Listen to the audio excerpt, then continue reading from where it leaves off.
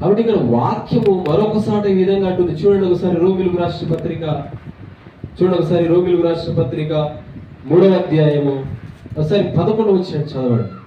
రోమిలకు రాసిన పత్రిక 3వ అధ్యాయం 11వ వచనం. నీతిమంతుడు లేడు, నీతిమంతుడు లేడు, ఒక్కడును లేడు, అరే ఒక్కడును లేడు, గ్రహించువాడెవ్వడును లేడు, గ్రహించువాడు లేడు, దేవుని వెతుకువాడెవ్వడు లేడు, దేవుని వెతుకువాడెవడు లేడు.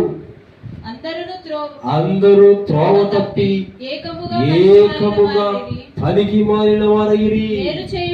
చాలు, ఇక్కడ దేవుని వాక్యం అంటుంది. ఇక్కడ రోమిలకు రాసిన పత్రికలు అంటాడు, నీతిమంతుడు లేడు. భూతత్వం పెట్టి ఈ లోకములో చూస్తే నీతిమంతుడు ఒక్కడు లేడు. అక్కడేమంటుంది, సామెతల గ్రంథములు అంటుంది, నీతిమంతుని జ్ఞాపకము చేసుకుంటే నీవు ఆశీర్వదించబడతావు అంటుంది బైబిల్. మరి ఏంటి దానికి దీనికి ఎందుకు బైబిల్ ఇక్కడ ఒక మాట మాట్లాడింది, అక్కడ ఒక మాట మాట్లాడింది అంటే దీనిలో చాలా గూఢమైన అర్థం ఉంది, దాగి ఉంది. ఇక్కడ అంటుంది, గ్రహించేవాడు లేడు, ఒక్కడైనను లేడు.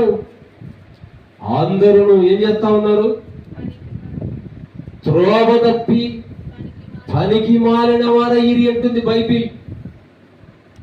నువ్వు నీతిమంతునిగా ఎవరినైతే జ్ఞాపకం చేసుకుంటున్నావో వాని అనుసరించుకోకుండా నువ్వు కేవలం ఆశీర్వదించబడతావని, కేవలం మందిరానికి వచ్చి దేవుని సన్నిధిలో ఉంటూ నువ్వు ఉండి వెళ్ళిపోతే ఏ ప్రయోజనం ఉండదు.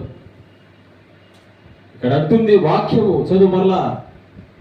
నీతిమంతుడు లేడు, ఒక్కడును లేడు, గ్రహించాలి, దేవుని వెతకాలి. ఇది లేదు మనిషికి.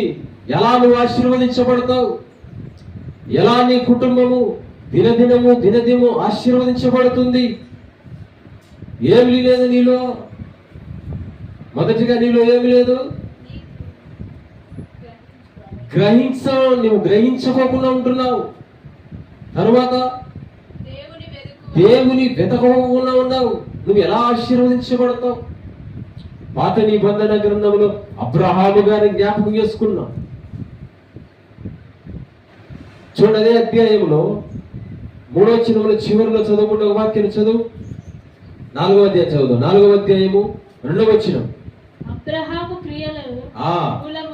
అబ్రహాము క్రియల మూలముగా నీతిమంతుడని తీర్చబడిన ఎడల అతనికి అతిశయ కారణము కలుగును గాని